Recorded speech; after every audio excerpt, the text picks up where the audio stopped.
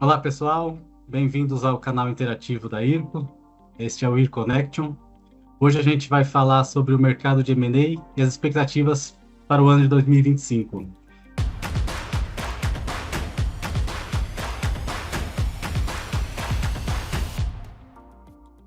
Eu sou o Fernando, sou responsável pela área trabalhista e previdenciária da IRCO Hiroshima e estamos com o Rafael Lobo e com o Jefferson Nezelo. Rafa, quer se apresentar? Claro, Fê. Muito obrigado, boa tarde a todos. Bom, eu sou o Rafael Lobo, sou do time comercial da Erika Hiroshima. Meu background é da área de diligência, sou do time de impostos e tenho o prazer de estar aqui com vocês para discutir um pouquinho sobre o mercado de M&A. Jefferson, se puder se apresentar também, agradeço. Claro, obrigado pessoal em primeira mão pelo convite. Fer e Rafael são grandes parceiros da IRCO do nosso negócio. Bom, meu nome é Jefferson Nezelo, eu sou sócio fundador da Zaxo M&A Partners, nós somos uma boutique de M&A voltada, M&A do bom inglês, né, mas em bom português, fusões e aquisições, né, a gente brinca que M&A é mais miser negony do que mergers and acquisitions, mas a gente vai falar isso ao longo um pouquinho do nosso bate-papo. Mas a Zaxo, resumidamente, é uma boutique voltada para middle market, né, empresas médias, e para a gente, média, empresa de 30 a 300 milhões de reais ano de receita, tipicamente. Nós somos parceiros da IRCO Hiroshima, temos o prazer de ter feito alguns dias com vocês, então muito obrigado mais uma vez, não só pela parceria, mas por esse convite do podcast. Estou muito feliz de estar aqui e bater esse papo com vocês. Legal. Acho que para começar a gente pode dar um panorama geral das expectativas para o ano que vem e depois a gente entra nos detalhes do M&A, contar um pouco da nossa experiência, do que a gente viu, do que a gente tem visto nas últimas transações, nos últimos trabalhos que a gente participou, inclusive trabalhos em conjunto, né, Jefferson? A gente faz Perfeito. um ano e meio que a gente criou uma parceria bem interessante e a gente vem desenvolvendo isso ao longo do tempo, criando uma parceria bem sólida, né? Então, a gente observa que, principalmente os estudiosos, as firmas que são especialistas em fazer esse tipo de análise econômica, a gente passa por um cenário de muita incerteza, né? A gente está falando agora, finalzinho de novembro de 2024, o governo brasileiro acaba de soltar um pacote de medidas para que sejam cumpridos ali os déficits do nosso país, né? Então, isso tudo abala, impacta o mercado como um todo e a gente, aqui do M&A, não fica de fora de tudo isso. Mas, de qualquer forma, as expectativas para o ano que vem são muito boas. A gente espera que o crescimento seja contínuo, né, e que seja o reflexo dessas políticas sejam positivas para todos nós, né? O dólar sobe, o dólar desce, isso tudo impacta para a gente, mas o importante é que a gente siga com transações, né? Elas são importantes para que o mercado fique aquecido, a depender do nível, tamanho da empresa é utilizada de uma forma estratégica, e a gente está envolvido em todo esse papel. Acho que a gente pode começar explicando um pouco como é o cenário como um todo, como que funciona todo o fluxo de M&A. Jefferson, quer contar um pouco para a gente desse mundo? E aí o Rafa e eu vamos conversando contigo um pouco sobre. Claro. Bom, vamos por partes. Você falou um pouco de perspectivas, se me permite, acho que vale a pena gastar dois dedos nessa etapa. Eu sempre digo, brincando, que M&A é como uma moeda, tem dois lados. Você decide o lado que você quer enxergar. É como um copo com líquido pela metade, né? Você pode enxergar o copo meio cheio, meio vazio. Se você olhar pelos desafios que existem para se fazer M&A, você não faz negócio algum, né? Taxa de juros mais alta, dificuldade de acessar capital, o ambiente regulatório, fiscal e jurídico do Brasil não é dos mais simples, né? Nós somos, infelizmente, uma insanidade tributária, que vocês conhecem melhor do que eu. Mas, se você pensar por esse lado, a gente nunca teria negócio. Mas do outro, cara, especialmente para a gente, né, o nosso foco em middle market, tem muita oportunidade, mas muita, não vai acabar tão cedo, principalmente porque, de modo geral, M&A vem sendo utilizado pelas empresas, pelos empreendedores e empreendedoras, como uma alternativa de negócio, para fazer crescer, para adquirir tecnologia, para adquirir gente, né? Vocês se lembram de 10 anos atrás ter o termo que as startups não cunharam, mas reforçaram de acqui-hiring? Ninguém ouvia falar disso, não se comprava capital humano, né? Se comprava produção, se comprava maquinário, se comprava bens físicos, né? O intangível cada vez mais tem valor, e é assim, né? Se você pegar uma empresa e for valorar pelo balanço, infelizmente você não vende ela. O balanço reflete não só o passado, mas o status quo atual, né? Não o que ela vai produzir de riqueza para o futuro. Então, olhando para o aspecto dos fundamentos do M&A, ele é razoavelmente contracíclico. Por quê? Porque no momento em que a economia vai bem, o desafio é encaixar as expectativas, porque normalmente os preços sobem, né? Os valuations, como qualquer ativo, como qualquer classe de ativo, passam a ser sobredemandados, então tem menos oferta, mais demanda, o preço sobe, em qualquer atividade de compra e venda. Quando você está na baixa, a atividade contracíclica vem de quem compra, e quem tem liquidez aproveita para pagar mais barato. Então, isso que eu sempre digo, de qual lado da moeda você vai ficar. No momento de baixa, é melhor estar do lado de quem compra. Eventualmente, quem vai vender não está em boa condição, às vezes está endividado, está em situação econômico-financeira mais complicada, está em passivo fiscal, seja lá o que for. Mas ainda assim, mesmo no meio do caos, tem tranquilidade, tem muita empresa boa. Quando você olha para o nosso segmento, né, para middle market, os números não são exatos, né? Não tem um sindicato, vamos por assim dizer, ou uma associação exclusiva que dê todos os números. A gente está falando de centenas de milhares de empresas no Brasil, desprovidas de suporte de assessoria financeira, e principalmente fora dos grandes eixos, né? A gente atua no Brasil inteiro, nós estamos baseados em Santa Catarina, Paraná e Minas Gerais, onde nós sócios nos localizamos, mas a gente tem clientes em todas as regiões do país, assim como vocês. E, eventualmente, você descobre a oportunidade de um ativo, ou de um cliente, ou de uma empresa, no meio do interior, que fatura R$ 1 bilhão, que a gente não fazia ideia de que existia. O Brasil é feito de grandes líderes regionais. Às vezes você chega numa cidadezinha lá no interior do Pará, e você descobre que tem uma baita de uma empresa lá que você nunca tinha ouvido falar. Seja de riqueza natural, seja de serviço, até porque os serviços estão expandindo cada vez mais para fora dos grandes centros. Então, no meu entender, primeiro, do nosso lado, 2024 está sendo um recorde, gente. A gente vai fazer 5, já fizemos 4, estamos fazendo a 5ª transação. 2 com vocês, né? 2 em buy-side com o suporte da Kirashima. Aliás, um trabalho muito bacana que vocês fizeram. Quem está nos ouvindo, eu recomendo. Precisa de suporte como que a Yuko faz, diligência, auditoria, avaliação detalhada econômico-financeira, vai atrás desses caras que são muito bons. Mas, enfim, a gente vai bater recorde, a gente vai fazer 5 transações. Ano que vem, entre o que a gente fechou esse ano e o que a gente tem de pipeline firme para fechar até o segundo semestre, até o final do primeiro, início do segundo semestre do ano que vem, já dá mais de meio bi de deal. Estou falando de por volta de R$600 milhões. Eu tenho muito, e não estou falando de prospecção, não, estou falando de mandato dentro de casa, de prospecção iniciada, oferta na mesa e negociação acontecendo, ou em discussão de termos, né? Ou seja, nada que seja expectativa, realidade. Então, com a taxa de juros subindo ano que vem, né, hoje com essa divulgação que o governo teve ontem, a curva de juros de longo prazo já se fala em Selic de 14 e 15 no final do ano que vem. Absurdamente alto. O dólar, você bem comentou, explodiu. Isenção do imposto de renda do mínimo de 5 mil vai criar um rombo fiscal que todo mundo vai ter que acabar pagando essa conta de outra forma. Então, isso abala um pouco, não há dúvida, especialmente para o investidor estrangeiro. O estrangeiro não compra só porque o dinheiro está barato, né? Porque a moeda forte dele vale mais aqui dentro. Ele compra fundamento, né? E a volatilidade os afasta. Mas, ao mesmo tempo, você tem muito capital fluindo dentro do país. Graças a Deus. A base de investimentos produtivos, investimentos empresariais, continua existindo. Mesmo no inverno das startups que aconteceu aí nos últimos anos, depois daquela farra lá de 2020 e 2021, tem muita startup boa fazendo captação. Teve recente aí um parceiro nosso, um investidor, que fez uma saída de uma startup com captação de R$800 milhões.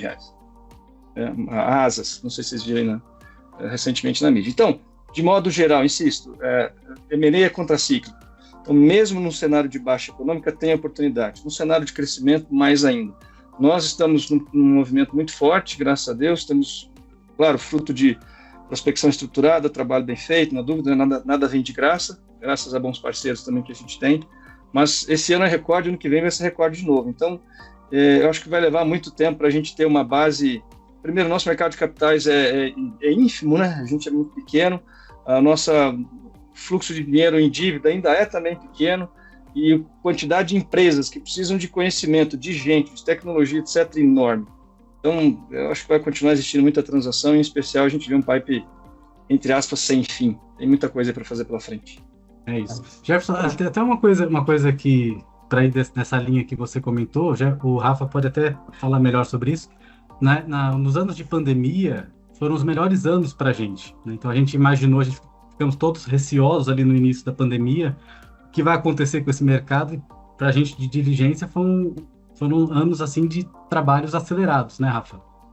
Fê, eu acho que até fazendo um complemento, né, a gente ficou muito receoso, acho que como todos no mercado, com o ano da pandemia, né, ninguém sabia direito o que ia acontecer, ninguém sabia direito o que a gente estava vivendo, né, um momento totalmente atípico para a gente, mas foi um ano que se deu muito bem, sabe, teve muito investimento estrangeiro, aproveitaram essa questão da desvalorização do real frente a outras moedas, então foi um momento que foi enxergado como oportunidade e tiveram muitas operações de M&A, né? E aí é até interessante ressaltar tudo isso, né? Como o Jefferson comentou, quando a gente entra num momento no qual o capital é um pouco mais escasso, o investidor ele se torna um pouco mais seletivo, né? E sabendo disso, aí se faz mais necessário a gente se preparar para enfrentar esse momento, porque como é um momento de consolidação, você vai ter empresas que estarão preparadas e terão oportunidades de adquirir outras empresas de forma estratégica que não se prepararam o suficiente para esse momento.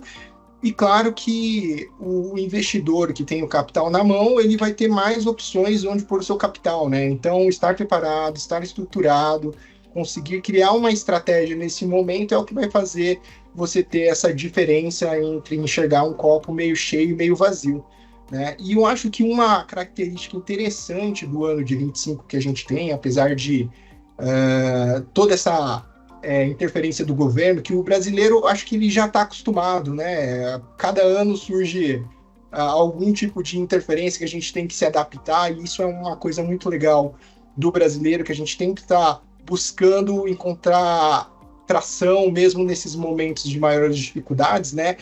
E até mesmo para ressaltar esse momento, a gente teve um aumento de demanda, né, nesse último trimestre, que foi basicamente de 17% em número de transação, que deixa a gente muito animado, né? Inclusive para nós, Air Kirashima, o nosso melhor mês de faturamento no ano com a área de diligências voltadas a M&A foi o mês de novembro, né? O que deixa muita gente otimista para o ano de 25, e complementando o que eu ia falar sobre a característica de 25, que é única, que pelo menos o ano de 25 não é um ano de eleição, né? Então acho que esse ano a gente teve muita demanda represada em função de eleições nos Estados Unidos, eleições nacionais também.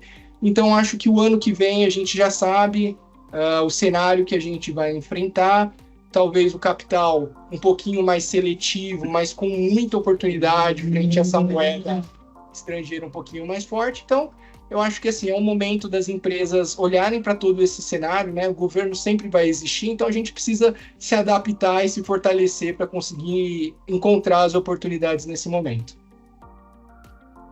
Perfeito. Jefferson, a gente aqui da Air Kirashima, a gente se envolve ali numa reta do meio para o final da transação, né? Do M&A como um todo. E você, claramente, pelo seu negócio, você já é envolvido ali do início, né? Você quer contar para a gente um pouco como surgem essas oportunidades, quais são as partes envolvidas e a importância de cada uma delas, e a gente vai caminhando para entender esse processo como um todo? Claro, perfeito. Bom, como vocês conhecem bem, um processo de M&A clássico tipicamente tem 3 atores, né? O ator financeiro, que é o que a gente faz, o ator contábil, auditoria, parte do trabalho que vocês fazem, e o ator legal, que vai fazer a parte jurídica. Eu digo brincando sempre que quem faz as 3 coisas vira pato. Nada anda e voa, e nenhuma das 3 coisas sai bem feita. Então a gente tem essa, por característica e por estratégia, a gente nunca se envolveu em querer fazer a parte de auditoria e também não fazer a parte legal. O que não significa não conhecer a atividade. A gente acaba, por força do ofício, se aprofundando bastante nos temas dessas outras áreas, mas deixando-as ao encargo, vamos dizer assim, de quem é especialista. Então, normalmente o processo começa, vamos falar primeiro de um sell side, quando existe ou uma oportunidade ou um desejo, né? Mais comumente. Ou uma oportunidade porque o target foi abordado, alguém bateu na porta e não sabe o que fazer, ou às vezes tenta seguir sozinho o processo e uma boa dose das vezes é onde o caldo entorna, né? Que a situação fica ruim, faz um mau negócio, perde dinheiro, infelizmente numa boa parte das vezes, ou quando o empreendedor ou a empreendedora tem uma cabeça já um pouco mais aberta no sentido de buscar oportunidades e quer ir a mercado, seja para buscar um sócio, seja para realizar a venda. Muitas vezes também é um desejo de sucessão, não tem a empresa não se preparou, seja especialmente no âmbito de empresas familiares, né, ou famílias empresárias que se desenvolvem, mas às vezes não conseguem fazer o planejamento da sucessão, acabam se, entre aspas, obrigando a buscar uma alternativa de venda para não descontinuar o negócio, né? A gente nós já nos engajamos em muitos casos assim. Não havia outra alternativa para dar continuidade se não fosse vender, porque se não fosse vender ia fechar.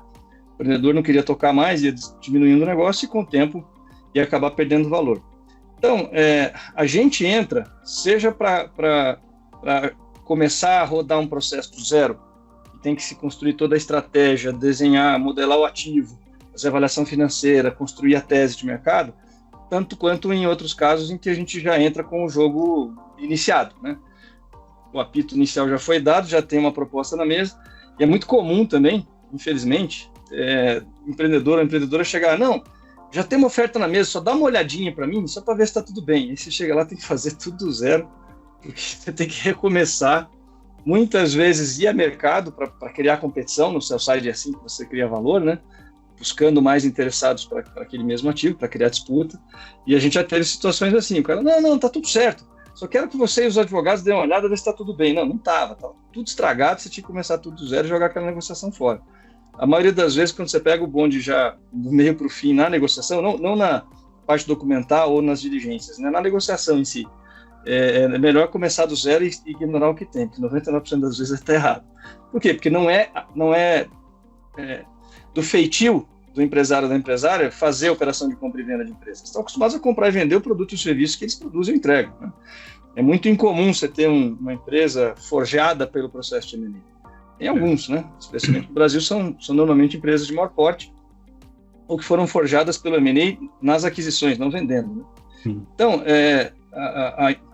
assim, o processo pode começar, seja pela existência de uma oportunidade ou pelo desejo do dono ou da dona, e em dado momento, a gente faz toda a tese, todo o processo inicial, até ir a mercado, até que alguém venha para a mesa. Quando alguém vem para a mesa, quando você está interessado, o primeiro ator, normalmente, que é envolvido é o advogado, né? O advogado, porque já se tem uma fase em que algum grau de formalização do negócio vai ter que existir. Uma carta de intenções, um memorando, dificilmente um contrato, né? Você não vai de cara assim para um contrato de compra e venda, vai seguir o rito lá, os processos, mas você vai precisar de uma avaliação jurídica.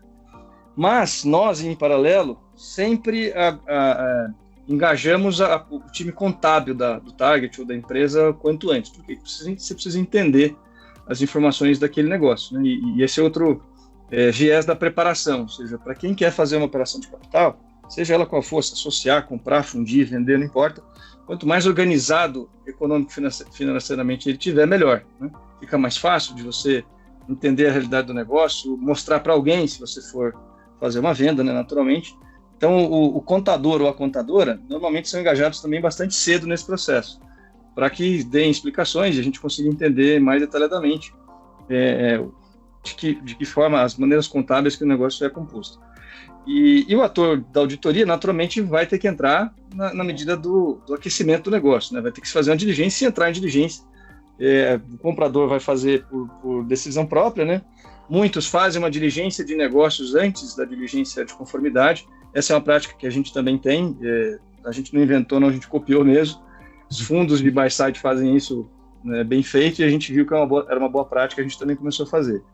Uma diligência de negócios é aquela em que a gente vai lá na empresa para conhecer a estrutura, as pessoas, o cliente, o fornecedor, o ambiente, etc., para ver se aquilo que a gente recebeu no data room está batendo com aquilo que a gente está vendo, se a realidade é a mesma, até para evitar que se faça o engajamento de uma diligência de conformidade, que tem seus custos, sem ter certeza de que o ativo está fazendo sentido, né? Para não queimar etapas, vamos assim dizer.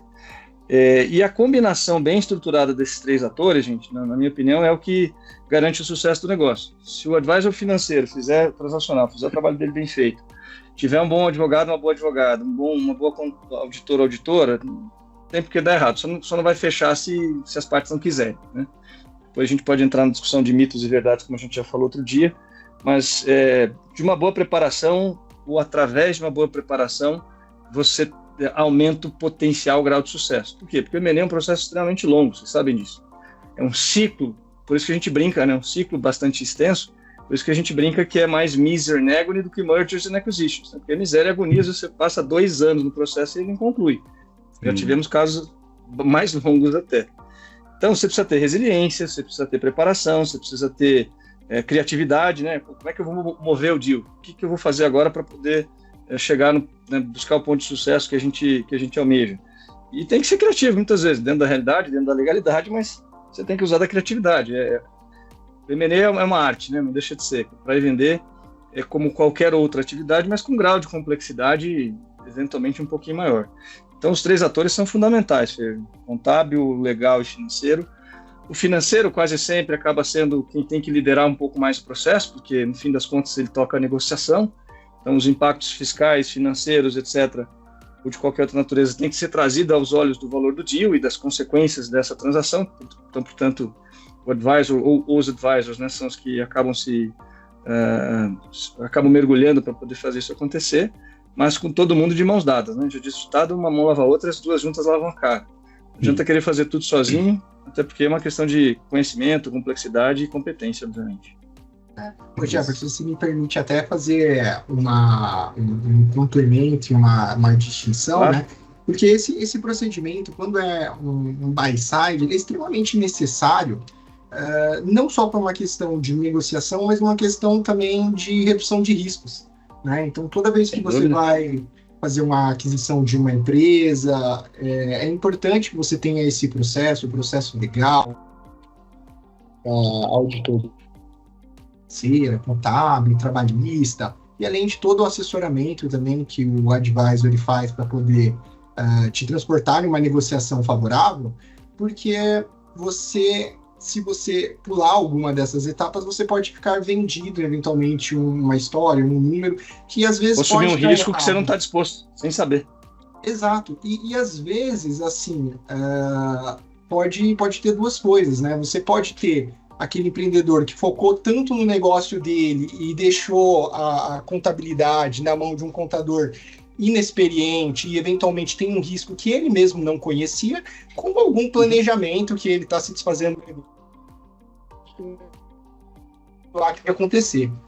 Mas mais do que isso também, eu diria que quando a gente está num processo de sell-side, se faz tão ou até mais importante ter todo esse processo e assessoria, porque no final do dia o que você precisa são de informações claras e verdadeiras, né? Então, eventualmente, quando você já conhece os seus problemas, já conhece como a sua empresa vai ser vista por um potencial investidor, isso te traz mais base para negociação. Porque muitas vezes você acha que a sua empresa tem um valor, você acha que aquela operação que você fez não tem risco, que nunca se pega, mas depois, quando você está num processo de M&A, pode ser exatamente isso que barre, né? E eventualmente, a gente já ouviu falar algumas vezes, e depois a gente pode abordar um pouquinho ali nos mitos e verdades, as pessoas ficam tão preocupadas com itens pequenos e podem passar coisas grandes, né? Então, às vezes, poxa, você fez um trabalho de uma diligência prévia,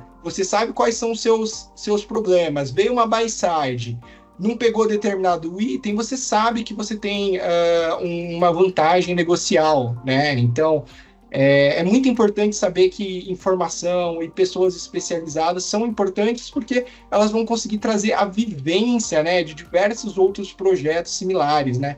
E a gente costuma brincar que, assim, o empreendedor, né, o empresário, ele tem que fazer aquilo que ele é bom, né? Ele tem que tocar o negócio dele. Como você mesmo comentou o comparativo a um pato, então ele não precisa patinar, né? Vamos deixar ele cuidar ali do negócio, desenvolver as linhas de receita e, enfim, deixa a parte chata, burocrata aqui para a gente conseguir auxiliar, enfim, para que ele consiga ter um desenvolvimento mais sustentável.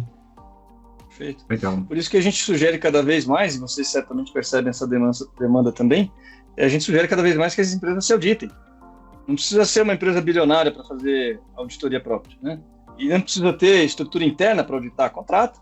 Faz auditoria de balanço, faz auditoria de processo, auditoria financeira, auditoria legal. Começa a olhar, não dá para fazer, não quero fazer os últimos 10 anos. Beleza, faz do ano passado, faz desse ano. Começa, sai da inércia, né? Começa a ter condição de mostrar uma documentação mais robusta, que a primeira coisa que o investidor ou o comprador pede, cara, tem relatório de auditoria? Putz, não tem. Tá, quem faz a contabilidade? Não, é interno. Nossa, já dá arrepio, né? Sua contabilidade, seu financeiro bate com o seu contábil, demonstração? Puxa, eu não sei. Depende, você quer fazer bater. É a história do balanço, né? Ah, me dá teu balanço. Peraí, qual balanço você quer? O real, o do banco, do fisco ou dos sócios? É complicado, né? Mas tem melhorado. A minha percepção é que tá melhor, viu? As empresas estão dando mais atenção à numerologia, à documentação, e usando não só a contabilidade, mas a atividade de controladoria de fato, né? Você vê que a posição de controller, sei lá, 20 anos atrás não existia praticamente. Era gerente financeiro, se muito. Hoje não, você tem especialização para acompanhamento de resultado e de padrões contábeis, etc., dentro de casa, né? Muitas vezes tem empresas com mais complexidade que tem controller por unidade de negócio ou por linha de atuação. Então, acho que tem muito para melhorar, muito para evoluir, mas não dá para negar. Você olha 10, 15 anos para trás, como é que era? Denuncia um pouco da nossa idade, aqui está todo mundo já mais velho, né? Ninguém mais é menino aqui. Mas você olha para trás, era muito pior, né, cara? Não há dúvida. Ô Jefferson, e dentro disso que você falou, faz muito sentido, e eu digo que assim, é uma evolução que a gente está tendo na sociedade, que eu acho que sempre deveria ter sido visto dessa forma, e agora começa a ganhar um pouquinho mais de notoriedade no nosso tipo de trabalho, atuação como contadores, porque o pessoal começa a entender que não é simplesmente fazer algo para atender o fisco, né? Atender obrigações, e sim um pensamento de que, poxa, o contador ele tem que fazer parte ali da minha estratégia, ele tem que entender o negócio, como que a gente consegue otimizar, né? Com esse cenário de mudanças tributárias, esse perfil de controller que você fala, que não é só mais olhar se as demonstrações estão corretas, mas como que isso reflete estrategicamente os números do meu negócio, uma posição talvez mais financeira ali do mundo da contabilidade, que muitas vezes antigamente, acho que o pessoal ainda tem muito aquela visão do contador, aquela canetinha atrás da orelha, sabe? Com aquele monte de pilha de papel, e acho que a digitalização, os programas de SPEDs, agora as notas fiscais eletrônicas, contribuíram muito para esse avanço, e você parar um pouco de sair daquele ambiente de escrituração e começar a entrar num ambiente analítico, né? Que eu acho que esse é o papel, é aqui que a gente agrega valor, né? Não é escriturando o documento, mas sim analisando e trazendo novas ideias ali para a melhoria do negócio. Super de acordo, cara. Faz todo sentido. Legal. O que eu queria comentar, Jefferson e Rafa, é que muitas vezes esse nome auditoria ainda dá um certo receio, né? Um medo, principalmente para empresas, assusta. Empresas de pequeno e médio porte, né? Mas aí entra muito aquilo que o Rafa falava agora há pouco. A gente tem alguns trabalhos que não são de fato auditoria, né? Mas são formas de que a empresa se prepare, principalmente se ela busca um investimento, né? Ela busca um pouco ali na frente entrar no mercado, a gente faz alguns trabalhos que a torna preparada para isso, né? Quer comentar um pouco, Rafa, sobre esse tipo de iniciativa? Claro, Fê. Eu acho que a gente tem diversos tipos de trabalhos que a gente pode executar ali para ajudar a empresa, né? Poxa, uma empresa que precisa ser auditada, que quer buscar investidor estrangeiro, que precisa de uma auditoria por causa de algum empréstimo bancário. Antes da gente ser auditado, e aí eu vou fazer até um paralelo legal, porque às vezes se confunde um pouquinho o que é um trabalho de diligência, o que é uma auditoria voltada para M&A, né? Do que é uma auditoria clássica, daquelas de demonstrações financeiras, que as empresas de grande porte são obrigadas, né? Então, quando eu faço essa distinção, e o porquê que é interessante, talvez, os empresários conhecer e saber o que ele precisa, e, por favor, fiquem à vontade para nos consultar, se vocês tiverem dúvida, a gente montar a quatro braços aqui, uma força de tarefa para ajudar seu negócio. Mas é que a auditoria em si, né, ela existe em várias etapas. Você tem a auditoria que ela é feita anualmente, geralmente quando a empresa é de grande porte, geralmente quando se tem alguma necessidade de financiamento. Então, essa costuma ocorrer geralmente entre janeiro e março, para calendário de entrega. É algo um pouco mais voltado à asseguração, voltado à revisão das demonstrações financeiras, né? E até mesmo para ter uma auditoria, você precisa de alguns apoios, né? Às vezes a empresa, poxa, nunca elaborou uma demonstração financeira, é acostumado só com um balancete DRE. Então, existe um caminho a se percorrer. Às vezes, poxa, eu não tenho uma obrigação de ser auditado, eu não sou uma empresa de grande porte. Não é o meu intuito buscar um financiamento um dinheiro de capital bancário. Então, poxa, mas ao mesmo tempo eu quero me preparar para isso, eu quero me preparar para ter um investidor estrangeiro. Poxa, tem um PPA que a gente pode fazer e fazendo por etapas nas grandes contas, tem uma revisão limitada, que é o que a gente sugere geralmente para uma empresa que nunca foi auditada, até mesmo para que ela não tenha uma auditoria, chega no final dela a gente dê uma abstenção de opinião, ou eventualmente uma opinião adversa, levante um monte de ressalva, porque você vai querer um relatório para poder conseguir novos negócios e eventualmente você não está preparado para ter uma auditoria, uma demonstração. Mas serve para descobrir também e endereçar o que estiver errado, né? Exatamente. Ter clareza sobre as coisas, tem a parte boa. É porque, às vezes, Jefferson, dá para a gente fazer esses trabalhos prévios que são um pouco mais baratos que a auditoria em si, mas também poderia ser a auditoria o cara descobrir para o ano seguinte arrumar, né? Mas, às vezes, se ele poxa, quero ser auditado em 25. Gente, vamos olhar para 24, porque, de qualquer forma, quando eu for fazer a auditoria de 25 do ano calendário, eu preciso que esses saldos iniciais estejam corretos, né? Então, eu preciso dar uma olhadinha em 24, já preparar para evitar que 25 eu tenha uma demonstração ou uma opinião adversa àquilo que eu gostaria, né? Aquilo que vai ser a opinião independente do auditor. Fora isso, quando a gente fala já do mundinho de M&A, que a gente fala do mundo de transações, a gente tem uma característica diferente, né, da interpretação contábil, porque ela não é igual uma auditoria em validar só os saldos patrimoniais, contas, uma asseguração, mas ela é uma análise financeira, né? Então, a gente trabalha muito com a métrica do que vai ser a transação e com normalização de receita, normalização de EBITDA, normalização de despesa. Então, o que eu quero dizer com isso? Como, por exemplo, poxa, eu tenho uma despesa pontual que aconteceu. Uma demonstração de auditoria, aquilo vai ser um número que vai estar dentro ali do resultado da despesa da empresa e beleza. Já para o mundo de transação, se é uma despesa que aconteceu só uma vez e é algo pontual, a gente vai normalizar, a gente vai tirar aquilo do seu resultado. Tirar na recorrência. Faz parte da recorrência do seu negócio, né? Então, são características, intuitos diferentes, né? Enquanto a auditoria ela tem uma visão mais de asseguração daqueles números da demonstração financeira, a diligência não, ela é uma análise financeira no qual a gente normaliza a questão tributária, a gente levanta risco, não necessariamente uma contingência vai ser um ajuste no EBITDA, e o inverso também pode ser verdade, eu posso ter um ajuste no EBITDA, porque eu sei que a minha legislação tributária vai mudar no ano que vem, então eu sei que esse resultado não se repete mais, mas eu não tenho nenhum passivo, eu não tenho nenhum risco, porque minha tributação hoje também está correta. Né? Então, eu preciso... Mas como que eu vou refletir isso na realidade financeira do negócio se aquele resultado não existe mais porque mudou minha carga tributária? Então, são essas as diferenças que existem no negócio e tudo que a gente consegue contribuir com base nos produtos diferentes, PPA, que a gente possa dar de insumo para o empreendedor conseguir arrumar seu negócio e ter mais informação estratégica para ele poder tomar a melhor decisão, é o que a gente gosta de fazer, né? A gente gosta de brincar com aquilo que é mais difícil, porque ali geralmente é onde está as maiores oportunidades. Com certeza. Legal. Maravilha. Jefferson, você comentou um pouco sobre os mitos e verdades do M&A. Acho que é algo que chama bastante atenção, assim, desperta o interesse em conhecer quais são as definições, tanto para mito e quais são as principais verdades. Será que você pode contar um pouco para a gente sobre isso? Claro, vamos lá. Bom, se você quiser, dá para ter para cada caso um mito para chamar de seu, né? Cada negócio tem o seu mito, vamos chamar assim.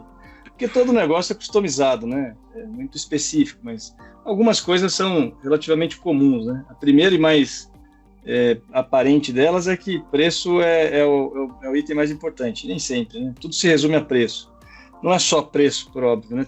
O M&A é um negócio de certa complexidade, com tantas camadas, né? Que ao primeiro olhar parece simples, mas você vai para um contrato de compra e venda, vocês também veem aos montes, tem uma infinidade de dispositivos ou de riscos que eventualmente você está assumindo e que eventualmente vão se materializar em termos financeiros. No fim das contas, claro, tudo em algum momento se materializa ou não em dinheiro, né? Mas isso não é necessariamente uma discussão só de preço. O preço é talvez o único ponto de partida, né? Mas não aquele que vai fazer necessariamente chegar até o final. Então tem uma série de situações de contorno. A gente já vivenciou situações em que a pessoa, na verdade, só queria poder ficar mais um tempo na empresa. E ela estava preocupada em receber o dinheiro, mas ela queria transmitir o legado e garantir que a transição acontecesse. Então a preocupação era mais como ia ficar do que o dinheiro que estava recebendo. Então era mais importante, né, para ela ter a condição de entender 2 anos depois da venda como que ela deixou as pessoas lá, como que o negócio ficou, do que pura e simplesmente o dinheiro que tinha recebido. E se a discussão parasse apenas pelo preço, ou se tentasse precificar ou valorar esse tempo, a transação não teria acontecido. Ora, esse dinheiro é impagável muitas vezes, né? Porque tem muito empresário que olha o negócio como filho, né? Eu falo brincando, vocês já ouviram dizer isso. Não dá para olhar o negócio como filho porque você não funde, não vende, não empresta, não dá em garantia e não fecha, né? Você não tem como. Então, isso tem mudado também naturalmente no M&A, né? Deixar de ver o negócio como um filho também é um mito. Ou ver o negócio como um filho ainda é um mito, mas tem mudado bastante em função de todos esses aspectos. Quanto mais o capital flui e mais as empresas percebem a oportunidade e os ganhos que existem, se juntar, se associar, comprar ou vender, não importa, esse mito vai sendo quebrado. Outro que é muito comum também é que vai resolvendo as beiradas do prato e deixa o principal para depois. Não dá. Se tem uma situação difícil, potencialmente complexa, ou que a gente costuma dizer no jargão do setor, deal breaker, né? Pode quebrar o negócio e pedir a continuidade, pega ele para o primeiro. Não adianta deixar para depois, porque eu digo sempre, deixa o assunto grande para depois, no final ou você vai fazer uma bela de uma má negociação, ou você vai derrubar o negócio depois de frustrar um monte de expectativa. E aí perdeu tempo, essa né? Exato. Essa é uma conduta que a gente particularmente tem quando está assessorando, seja quem está comprando ou está vendendo, vamos ver os elefantes primeiro, depois a gente olha para as formigas. Não quer dizer que a gente não vai olhar para elas. Mas se eu ficar focado na formiga, aí, acho que o Fer falou aí ao longo da conversa também, de olhar as coisas pequenas e deixar as grandes passarem, o problema é que as grandes não passam, exatamente porque elas são grandes, elas travam na porta. E aí não adianta você forçar. Se você forçar, vai quebrar o caixilho, vai quebrar a estrutura, vai derrubar o prédio. E aí não sai o negócio. Então, por filosofia, vamos por assim dizer, nós em especial, a gente sempre discute nos nossos projetos, com os nossos clientes, com o time, vamos jogar sempre no ataque. Sempre. Indubitavelmente a gente está chutando a bola para frente. Agora tem um fator que impede a continuidade da bola ser chutada, vamos lá entender ele. E não é desviar do caminho, é entender se ele né? TI usa muito isso, né? Workaround, né? Fazer um contorno. Não é simplesmente desviar. É desviar se ele é desviável e não pode ser resolvido e está aceito, ou se ele precisa realmente ser quebrado, né? Você precisa, entre aspas, destruir o problema para ver se ele avança. Então, deixar as decisões ou situações difíceis para depois desculpa a expressão, é maior cagada, porque a realidade vai se impor em alguns momentos. E não quer dizer que a gente, durante a transação ali e até depois vão existir coisas que vão ser necessárias à convivência, né? Agora a gente sabe desse problema, agora vamos ver de que forma que a gente vai levar. Mas colocar debaixo do tapete, acho que nunca é o melhor caminho, né, gente? Exemplo simples, Fê. Vou me associar com alguém e deixa para discutir a regra da gestão depois que se fechar. Não, daí a Inês já está morta. Vamos discutir o acordo de acionistas depois que fizer a compra e venda. Não, é em paralelo. Você tem que discutir uma infinidade de termos. Mesmo uma transação relativamente simples, tem uma porrada de termos jurídicos, enfim, de documentos a serem endereçados a serem registrados para que as coisas fiquem claras, não se restem dúvidas do que vai ser feito, né? De novo, é melhor pecar pelo excesso nesse caso do que pela falta. E também é um mito, na mesma linha, a situação de uma eventual incorporação, né? Vou comprar para me absorver, para eu absorver sinergias operacionais, financeiras, estratégicas, comerciais, não importa, e deixar para discutir esse plano de integração depois que comprou. Já era. Aí você pode até dar certo, mas a chance de dar errado é muito maior, porque você nem pensou o que você ia fazer. Por isso que durante a fase da diligência, quando você está no buy side, né, a diligência de negócios já tem previamente esse pré-requisito. Não é ela que fecha esse assunto, mas ela abre. A diligência de negócio já endereça. Como é que nós vamos trabalhar com os times de tecnologia? Como é que vamos trabalhar com as áreas de back-office? Como é que nós vamos desenvolver o mercado? Como é que nós vamos trabalhar em produto? Como é que nós vamos unir forças comerciais, seja como for? Então, deixar as decisões, no caso de uma incorporação ou de uma absorção do negócio para dentro, discutindo depois que já tiver fechado, tiver encaminhada a transação, é problema.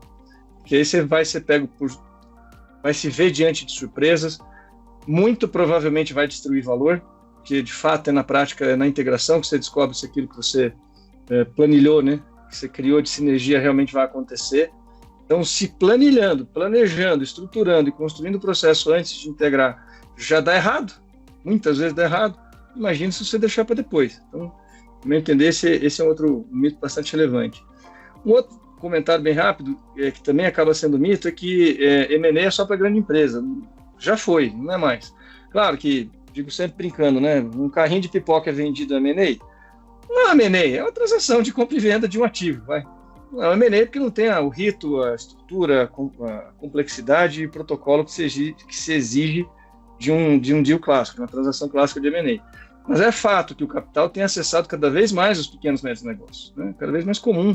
Não é à toa que a gente tem uma rede de investimento de capital de risco enorme já no Brasil, né? Não só de risco, mas, enfim, capital estruturado também para crescimento. Então, redes de investimentos anjo, de fundos de investimento de seed, pré-seed, consórcio, muitas pessoas se juntam, vamos juntar e investir no negócio. Isso é cada vez mais comum. Antigamente não tinha, né? Era muito difícil isso acontecer. Então, o M&A acaba sendo uma alternativa para muitas empresas. Não para todas, obviamente, mas para muitas empresas e muito mais do que no passado e, na minha opinião, muito mais daqui para frente do que hoje. Cada vez mais a ferramenta de M&A é corriqueira. Claro que não é tão comum assim, mas é muito mais do que era e se isso vai ser, e é muito menos do que ainda vai ser. Então esse é um outro mito que já foi bastante bem derrubado também. Tanto é que você vê hoje, uma quantidade de advisor de M&A que não existia. Verdade. Você vê um advisor em cada esquina. Infelizmente, não sei. Firma de diligência. Imagino. Ô Jefferson, e se me permite também fazer um mito e verdade sobre o mercado de M&A, é que pelo menos eu escuto muito, né, que as pessoas acreditam que se faz um M&A quando a empresa está ruim, quando a empresa precisa de investidor porque o negócio não está legal, que ela precisa buscar ajuda. Bom ponto, jamais. E é exatamente o contrário. Muitas vezes faz M&A porque está bem, exatamente, porque pode se dar o luxo de fazer a captação com o investidor para crescer, para botar mais, de comprar outro, enfim, seja o que for. Exato, e aí que eu faço essa ponderação, né, que existe o M&A bem feito e existe o M&A mal feito, não só pela assessoria, mas também pelo momento da empresa, né? Uma coisa é você buscar capital precisando, né, vamos fazer até uma alusão, é igual você buscar emprego quando você já trabalha e quando você está desempregado, né? Então, basicamente, se você tem uma empresa que tem uma dificuldade de caixa, você acaba se sujeitando a mais coisas, né? Agora, se você tem uma empresa que você está num momento auge do seu negócio e você pode usar esse investidor, né, essa transação de duas formas.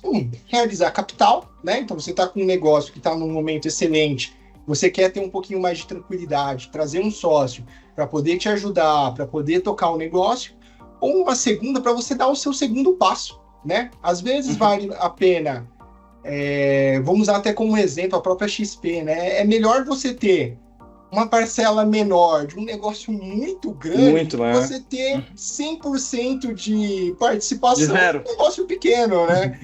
Então... Porque 10% de muito ou 100% de zero? Exatamente. Essa é a discussão que a gente tem. Cara, tem duas frases que a gente usa muito para esse aspecto, cara. A primeira é o seguinte: o melhor momento de fazer uma transação é quando você não precisa fazer ela. Isso. E você pode se dar o luxo de escolher. Fazer no momento que for mais adequado. Se preparar. Sem dúvida. E se você tiver no desespero, você bem comentou, cara, você vai pegar o primeiro cheque que surgir na mesa. E o segundo é o seguinte: antigamente, quando um empresário recebia uma solicitação de oferta, né, não vou dizer nem oferta hostil, vai, que nem se usa muito fora do mercado de capitais, mas alguém querendo bater na porta para comprar um negócio, o cara se ofendia.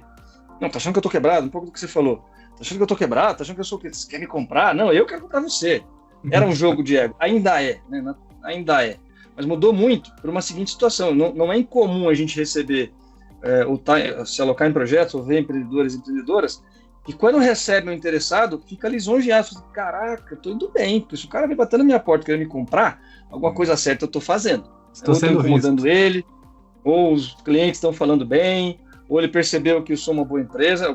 Isso é um elogio, não há dúvida, né? Então, tem a ver com essa mudança de mentalidade, tem a ver com no nosso negócio, gente, a gente acaba tendo que fazer uma espécie de educação de mercado, né? Igual você vai fazer um IPO, você vai fazer um market education, né? Você vai ter que contar para o mercado como é que é. Que bicho é esse? O que você pode ganhar, o que você pode perder? Onde é que você tem que se preparar? Onde é que estão as pegadinhas? Onde é que estão os riscos? Por isso, cada vez mais também, a gente tem mais advisor, porque não dá para fazer isso sozinho, gente. Não é ciência da NASA, mas se você for fazer sozinho, você tem que ter expertise, você já tem que ter feito, você tem que saber como é que negocia, você tem que entender as amarras, tem que saber os seus direitos, tem que se aconselhar, tem que buscar bons assessores. Então, enfim, por isso que na minha visão tem muito potencial, tem muita oportunidade, cara. Cada vez mais empresa, cada vez mais gente querendo fazer M&A. E aí, sobrevive quem estiver fazendo bem feito. Com certeza. E Jefferson, fazendo só um paralelo, um comentário que você fez sobre IPO, né? Nós, inclusive, temos um produto que é preparado para levar a empresa a fazer IPO. A gente sabe que os últimos 2 anos foram anos ruins para IPO, né? Tivemos poucos IPOs realizados, né?